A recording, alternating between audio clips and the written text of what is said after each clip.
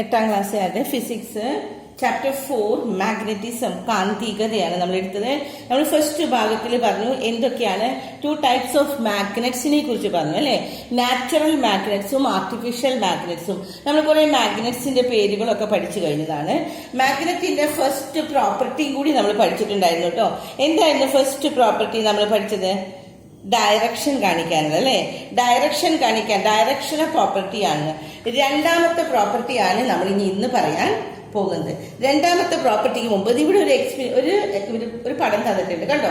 2 bar മാഗ്നറ്റുകളാണ് വെച്ചിരിക്കുന്നത്. ഒരു തെർമോകോളിന്റെ ഒരു സ്റ്റാൻഡ് ഉണ്ടാക്കി വെച്ചിട്ട് അതില് 2 ബാർ മാഗ്നറ്റ്സ് ഇങ്ങോട്ട് വെക്കുമ്പോ ഒരെണ്ണം പൊന്തി മുകളിലേക്ക് നിൽക്കുന്നുണ്ട് ഇല്ലേ. എന്തുകൊണ്ടാണ് അതങ്ങനെ പൊന്തി നിൽക്കുന്നത് എന്തായിരിക്കും അതിന്റെ കാരണമെന്ന്? കാരണം ഈ രണ്ടാമത്തെ കാന്തം വായുവില് ഉയർന്നു നിൽക്കുന്നത് കാരണം എന്താണ്? സജാതീയ ധ്രുവങ്ങളുടെ വികർഷണമാണെന്നാണ് പറയുന്നത്. അവിടെ എന്താ നടക്കുന്നത്? സജാതീയ ധ്രുവങ്ങള് വികർഷിക്കുകയാണ് ചെയ്യുന്നത്. അതാണ് നമ്മുടെ കാന്തത്തിന്റെ അടുത്തതാണ്. കാന്തത്തെ സംബന്ധിച്ചിടത്തോളം സജാതീയ ധ്രുവങ്ങൾ വികർഷിക്കും. സജാതീയ ധ്രുവങ്ങൾ എന്ന് പറഞ്ഞാൽ ഒരേപോലെയുള്ളത്. സൗത്തും സൗത്തും കൂടി നമ്മൾ വെച്ചാ അല്ലെങ്കിൽ നോർത്തും നോർത്തും അങ്ങനെ വെച്ചാൽ ഒരേപോലത്തെ അല്ലേ. അത് വെച്ച് കഴിഞ്ഞാൽ അത് വികർഷിക്കുകയാണ് ചെയ്യുന്നത്. വിജാതീയ ധ്രുവങ്ങളാണ്. ഒരു നോർത്തും ഒരു സൗത്തും വെച്ചാൽ അത് ആകർഷിക്കുമെന്ന് കിട്ടിയോ? അപ്പൊ എന്താണ് രണ്ടാമത്തെ പ്രോപ്പർട്ടി? രണ്ടാമത്തെ സവിശേഷത, കാന്തത്തിന്റെ രണ്ടാമത്തെ സവിശേഷതയാണ് സജാതീയ ധ്രുവങ്ങൾ വികർഷിക്കുകയും വിജാതീയ ധ്രുവങ്ങൾ ആകർഷിക്കുകയും ചെയ്യുന്നു എന്ന്. ഇംഗ്ലീഷ് മീഡിയം ഇവിടെയാണ്. As far as the magnets R concern like Paul's ripple each other. Like പോളുകൾ, ലൈക്ക് പോൾസ് എന്ന് പറയുന്നത് നമ്മൾ പറഞ്ഞിരുന്ന ഒരു മാഗ്നറ്റിൽ 2 പോൾസ് ഉണ്ട്, നോർത്ത് പോളും സൗത്ത് പോളും അല്ലെ. അതിലെ സജാതീയമായിട്ടുള്ളത് ലൈക്ക് പോൾസ് വെച്ചാൽ ഒരേപോലത്തെ ഉള്ളത് സജാതീയ ധ്രുവങ്ങള് അത് റിപ്പൽ ചെയ്യും. And the unlike Paul's attract ചെയ്യും. അൺലൈക്ക് ആയിട്ട് ഒരു നോർത്തും ഒരു സൗത്തും അട്രാക്ട് ചെയ്യും. അതേസമയം നോർത്തും നോർത്തും വെച്ച് കഴിഞ്ഞാൽ അല്ലെങ്കിൽ സൗത്തും സൗത്തും ഒരേപോലെയുള്ളത് ലൈക്ക് പോൾസ് ആണ് വെക്കണമെങ്കിൽ അത് റിപ്പൽ ചെയ്യാണ് ചെയ്യുന്നത്, വികർഷിക്കുകയാണ് ചെയ്യുന്നത്. ഈ വാക്കുകൾ മാത്രം പഠിച്ചാൽ മതി കേട്ടോ. ലൈക്ക് പോൾസ് റിപ്പൽ ചെയ്യും, അൺലൈക്ക് പോൾസ് അട്രാക്ട് ചെയ്യും. മാഗ്നറ്റ് കിട്ടിയോ രണ്ടാമത്തെ? അപ്പൊ ഒന്നാമത്തെ നമ്മൾ ഡയറക്ഷണൽ പർപ്പസിനാണ് നമ്മൾ ഉപയോഗിക്കണേന്ന് പറഞ്ഞു അല്ലെ.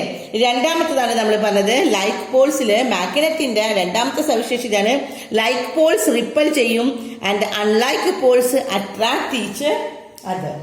ഇത്രയുമാണ് ഇതിൽ പഠിക്കാനുള്ളത്. അടുത്തത് ഇവിടെയാണ് മാഗ്നറ്റിക് കോമ്പസ് ആണ് കേട്ടോ. മാഗ്നറ്റിക് കോമ്പസ് എന്ന് പറഞ്ഞു കഴിഞ്ഞാൽ there is an instrument which make use of the directional property of the magnet. മാഗ്നറ്റിന്റെ ഫസ്റ്റ് പ്രോപ്പർട്ടി നമ്മൾ എഴുതാ പറഞ്ഞത് അല്ലെ. എന്താ? Directional property. ഈ ഡയറക്ഷണൽ പ്രോപ്പർട്ടി ഓഫ് മാഗ്നറ്റിന്റെ സൂചിപ്പിക്കുന്ന ഇൻസ്ട്രുമെന്റിന്റെ പേരാണ് ഇത് മാഗ്നറ്റിക് കോമ്പസ് എന്ന്. കാന്തത്തിന്റെ ദിശാസൂചക സ്വഭാവം, ഫസ്റ്റ് സ്വഭാവമാണ് ദിശാസൂചക സ്വഭാവം. അതിനെ പ്രയോജനപ്പെടുത്തുന്ന ഒരു ഉപകരണത്തിന്റെ പേരാണ് കാന്തിക കോംപ്ലക്സ്, മാഗ്നറ്റിക് കോമ്പസ്. കാന്തിക കോമ്പസ് അല്ലെങ്കിൽ മാഗ്നറ്റിക് കോമ്പസ് കിട്ടി. അപ്പൊ ഒന്നാമത്തത് നമ്മൾ പറഞ്ഞത് ദിശാസൂചക സ്വഭാവം, ഡയറക്ഷണൽ പ്രോപ്പർട്ടി. അതിന്റെ ഒരു ഇൻസ്ട്രുമെന്റ് ആണ് മാഗ്നറ്റിക് കോമ്പസ് എന്ന്. മാഗ്നറ്റിക് കോമ്പസിന്റെ പടമാണ് നമുക്കിവിടെ തന്നിരിക്കുന്നത്. അടുത്തത് നമുക്ക് ഇനി എന്താണ് മാഗ്നറ്റിക് കോമ്പസ് എന്നാണ് അടുത്ത പേജിൽ തന്നിരിക്കുന്നത്. അതൊരു ഡെഫിനിഷൻ ആയിട്ടാണ് തന്നിരിക്കുന്നത്. നോക്കാം എന്താണ് ഡെഫിനിഷൻ. മാഗ്നറ്റിക് കോമ്പസ് എന്ന് പറഞ്ഞു കഴിഞ്ഞാൽ അലുമിനിയത്തിന്റെയോ പ്ലാസ്റ്റിക്കിന്റെയോ കേസിനകത്ത് സ്വതന്ത്രമായി തിരിയാൻ കഴിയുന്ന വിധം ക്രമീകരിച്ച കാന്തസൂചിനിയാണ് കോമ്പസ് എന്ന് പറയുന്നത്. അപ്പൊ ഈ കോമ്പസ് എന്ന് പറഞ്ഞാൽ എന്താണ്? അലുമിനിയത്തിന്റെ അല്ലെങ്കിൽ പ്ലാസ്റ്റിക്കിന്റെ കേസിനടുത്ത്, കേസ് എന്ന് പറഞ്ഞാൽ ഒരു കവർ, നമ്മളൊരു പെട്ടി, അലുമിനിയത്തിന്റെ അല്ലെങ്കിൽ പ്ലാസ്റ്റിക്കിന്റെ ഒരു ബോക്സ്, ഒരു കേസ് എന്ന് പറഞ്ഞ ഒരു ബോക്സ്, അതില് സ്വതന്ത്രമായി തിരിയാൻ കഴിയുന്ന വിധം ക്രമീകരിച്ച ഒരു കാന്തസൂചിനിയാണ് കോംപ്ലക്സ് എന്ന് പറയുന്നത്, കോമ്പസ് എന്ന് പറയുന്നത്. ഇംഗ്ലീഷ് മീഡിയം നോക്കാം. Compass is A magnetic needle arranged in such a way that it can rotate freely. അത് ഫ്രീ ആയിട്ട് സ്വതന്ത്രമായിട്ട് ഇങ്ങനെ തിരിയാൻ പറ്റും. റൊട്ടേറ്റ് ചെയ്യാൻ വെച്ചാൽ തിരിയാൻ. inside an aluminium or a plastic case. When placed on the horizontal surface, the magnetic needle in it comes to rest quickly in the north to south direction. Hence this instrument is used to find the direction. അതുകൊണ്ടാണ് direction സൂചിപ്പിക്കാനാണ് north ആണോ south, അതിന്റെ north south ഡയറക്ഷനിൽ അത് വന്ന് നിൽക്കുമെന്ന്.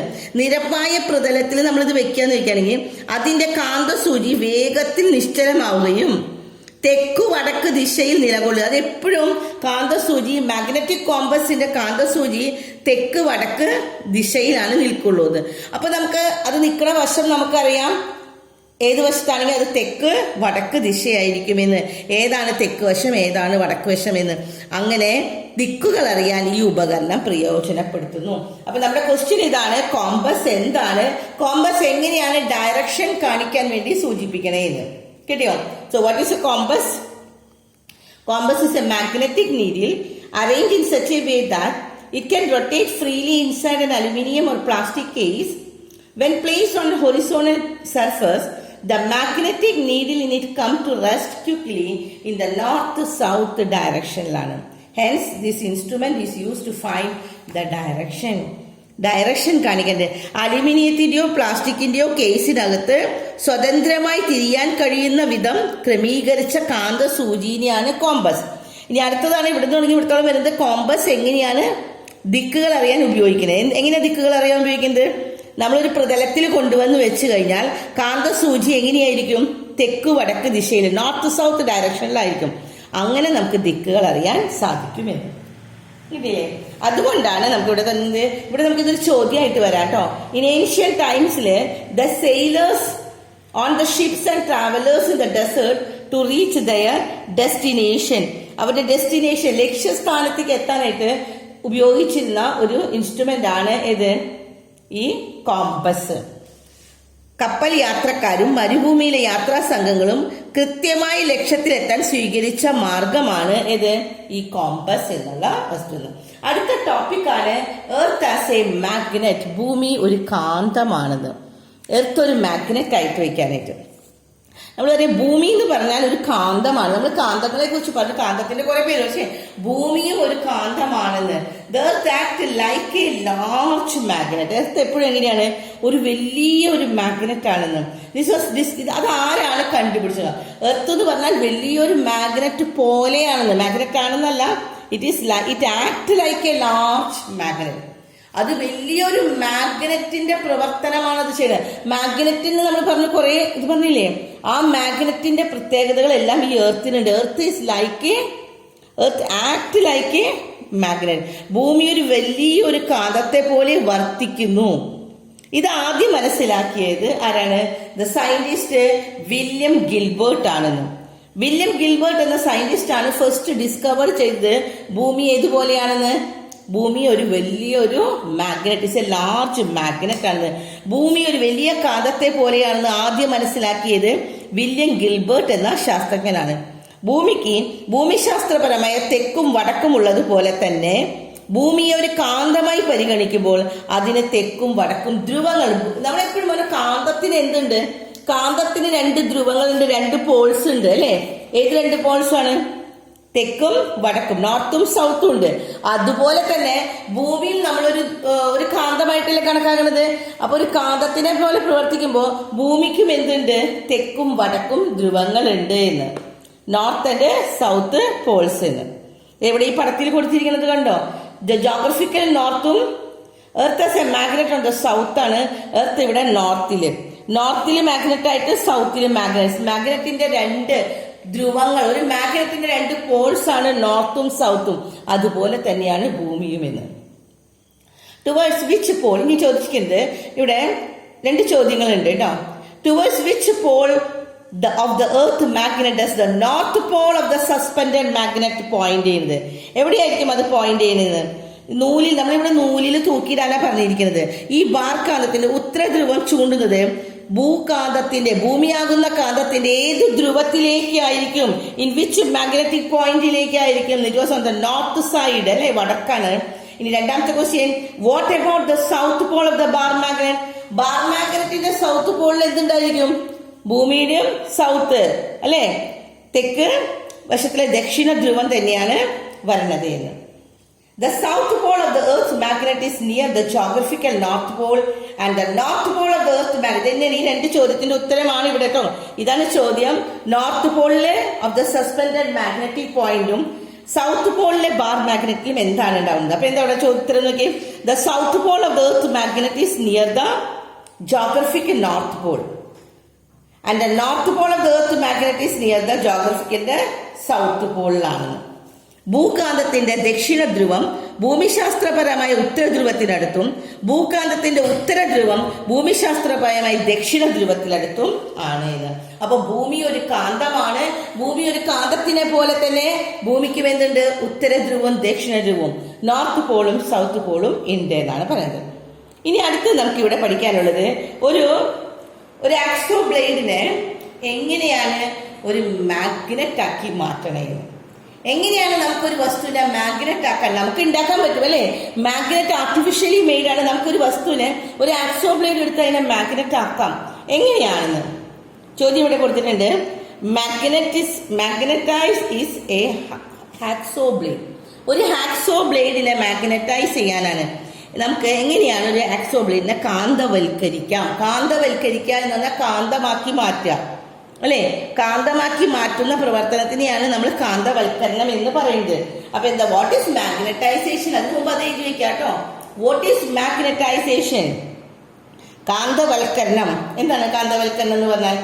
എങ്ങനെയാണ് എന്നുള്ളത് ഇവിടെ തന്നിട്ടുണ്ട് അവർ, എങ്ങനെയാണ് നമ്മൾ ചെയ്യുന്നത്. പക്ഷെ what is magnetism? The process of acquiring magnetism. Magnetism acquire ചെയ്യുന്ന ആ പ്രോസസ്സിനെയാണ് മാഗ്നറ്റൈസേഷൻ എന്ന് പറയുന്നത്. അപ്പൊ വാട്ട് ഈസ് മാഗ്നറ്റൈസേഷൻ? എഴുതി വെക്കെല്ലാവരും. What is magnetization? എന്താണ് മാഗ്നറ്റൈസേഷൻ എന്ന് പറഞ്ഞാൽ? The process of acquiring magnetism is called magnetization. എന്താണ്? ഒരു കാന്തിക വസ്തുവിനെ കാന്തം കൊണ്ട് ഇതെന്ത് ആ കാന്തികത നേടുന്ന പ്രവൃത്തിനെയാണ് കാന്തവൽക്കരണം എന്ന് പറയുന്നത്. ഒരു വസ്തുവിനെ കാന്തവൽക്കരിക്കുക എന്ന് പറഞ്ഞാൽ കാന്തമാക്കുക, അതിനെയാണ് കാന്തവൽക്കരണം എന്ന് പറയുന്നത്. ഇനി എങ്ങനെയാണ് കാന്തവൽക്കരിക്കുന്നത്, എങ്ങനെയാണ് മാഗ്നറ്റ് ആക്കുന്നത് നോക്കാം. AB എന്ന ആക്സോ ബ്ലേഡ് മേശപ്പുറത്ത് വെക്കുക. നമ്മൾ അടുത്ത പേജിൽ പടം തരുന്നുണ്ട് കേട്ടോ. ഒരു ആക്സോ ബ്ലേഡ് എല്ലാവരും കണ്ടിട്ടുണ്ടാവില്ല, ആക്സോ ബ്ലേഡ് വീട്ടിലൊക്കെ ഇല്ലേ? അപ്പോൾ ഒരു ആക്സോ ബ്ലേഡ് എടുക്കാം. അതിന് AB എന്ന വശം നമ്മൾ അടയാളപ്പെടുത്താൻ. എന്നിട്ട് NS എന്ന് പറഞ്ഞാൽ നോർത്തും സൗത്തും എന്ന ബാർ കാന്തം എടുത്ത് അതിന്റെ N ധ്രുവം ബ്ലേഡിന്റെ A വശത്ത്. നെക്സ്റ്റ് പേജിൽ ഞാൻ കാണിച്ചു തരാം കേട്ടോ. നെക്സ്റ്റ് പേജിലുണ്ട്. N എന്ന് പറയുന്നത് ബ്ലേഡിന്റെ A വശത്തും B എന്ന് പറയുന്നത് എന്താണ്? പിന്നെ ദിശയിൽ ഒരസാനായിട്ട് അഗ്രങ്ങൾ മാറിപ്പോകാതെ പല തവണ ഒരേപോലെ ഒരസന കേട്ടോ. ഒരേപോലെ ഒരേ ഇത് വെച്ചിട്ട് ഒരസിയെടുക്കുമ്പോൾ ചിത്രത്തിലെ പോലെ ഉരസിയാൽ A എന്ന അഗ്രം ഉത്തരധ്രുവവും B എന്ന അഗ്രം ദക്ഷിണ ധ്രുവവും ആയുള്ള ഒരു കാന്തമായിട്ട് ആക്സോ ബ്ലേഡ് മാറുമെന്ന്. അപ്പോൾ നമ്മൾ നെക്സ്റ്റ് പേജിലാണ് പടം. ഞാൻ പടം കാണിച്ചു തരാം. നമ്മൾ ഇവിടെ ഇത് വെച്ചിരിക്കുന്നത് കണ്ടോ. ഇതാണ് ഒരു പടം തന്നിരിക്കുന്നത്. എന്നിട്ട് ഈ പടത്തിന്റെ നമ്മളിവിടെ എന്താ അവിടെ തന്നിരിക്കുന്നത്? ആക്സോ ബ്ലേഡ് അല്ലേ തന്നിരിക്കുന്നത്. ഈ ആക്സോ ബ്ലേഡിന്റെ ഓക്കെ ഇവിടെ ഈ വശം എന്നും ഈ വശം ബി ഒരറ്റം ഇത്രയേ ഉള്ളൂ. നിങ്ങൾ എവിടെയെങ്കിലും ഒരു വശം എയും ഒരു വശം ബിയും അടയാളപ്പെടുത്താം.